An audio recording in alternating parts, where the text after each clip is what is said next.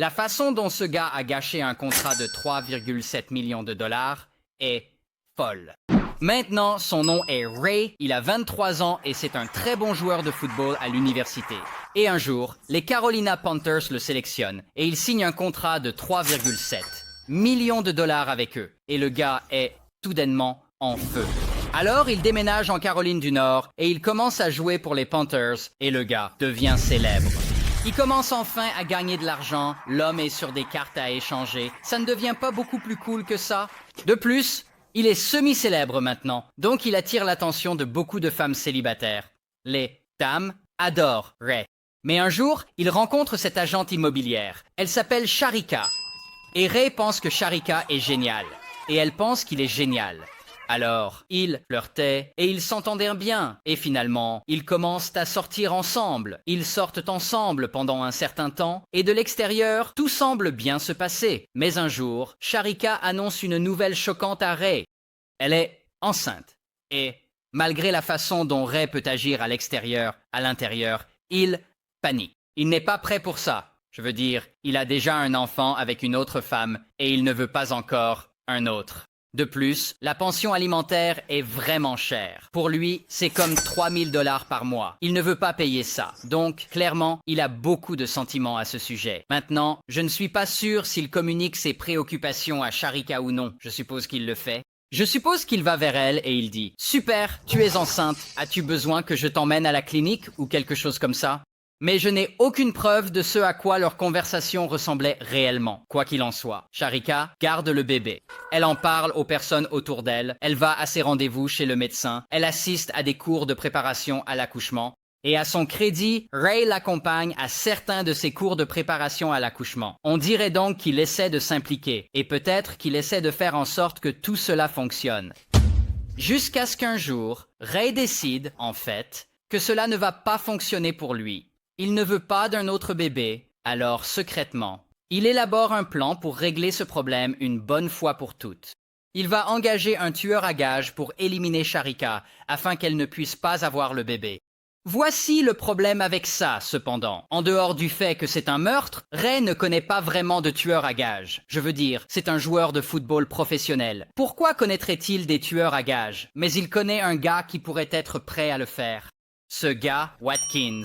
Et Watkins est un directeur de boîte de nuit et c'est un type un peu louche, donc il semble être exactement le genre de gars qui éliminerait une femme enceinte pour de l'argent.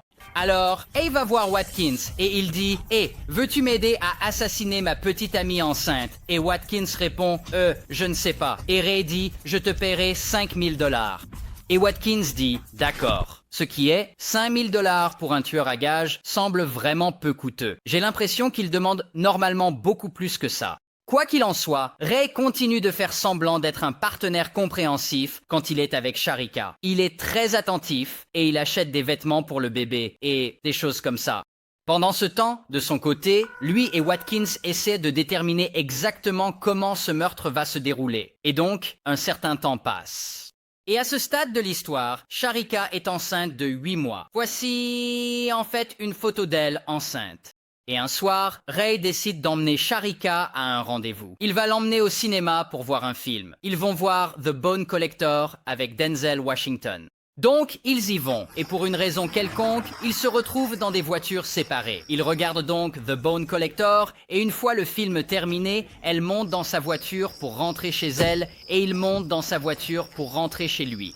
Et donc, Sharika est dans sa voiture, et elle conduit derrière la voiture de Ray, quand, soudain, Ray commence à ralentir, cela l'oblige à ralentir. Et c'est à ce moment-là, boum, une voiture pleine de malfrats se gare à côté d'elle, juste à côté d'elle, l'encerclant. Et Watkins est à l'arrière de cette voiture. Et ils continuent tous à conduire, comme si tout cela se passait en mouvement.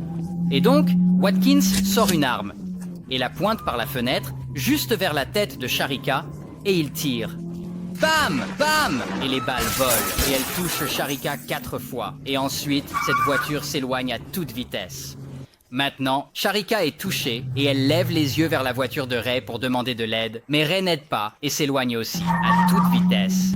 Et donc, elle se dit, qu'est-ce qui se passe? Parce que pourquoi partirait-il soudainement après qu'elle ait été tirée? Et c'est à ce moment-là qu'elle réalise que Ray doit être complice. Et donc, elle gare sa voiture sur une pelouse voisine et elle appelle le 911. Et elle dit « J'ai été tirée et je suis enceinte de 8 mois. Madame, pouvez-vous me donner des informations sur le type de voiture que c'était ?»« Oh, quel est le nom de votre mari? Je n'en ai pas. Ou votre petit ami, celui que vous avez dit qui était avec vous? Où est-il? Il est dans la salle de bain en train de me couper. Il est par terre et il est sur mon pied. Je suis intéressé. C'est ça la question. Oh, il est dans la salle de bain. Bon, comment s'appelle-t-il? Rachel. Il est dans la salle de bain.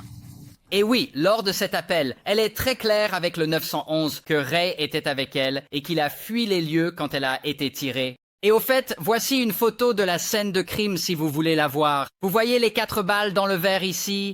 Ouais, c'est fou. Et donc, quelques minutes plus tard, les ambulanciers arrivent et une ambulance emmène Sharika à l'hôpital. Et là, elle est toujours en vie, mais elle est dans un état critique.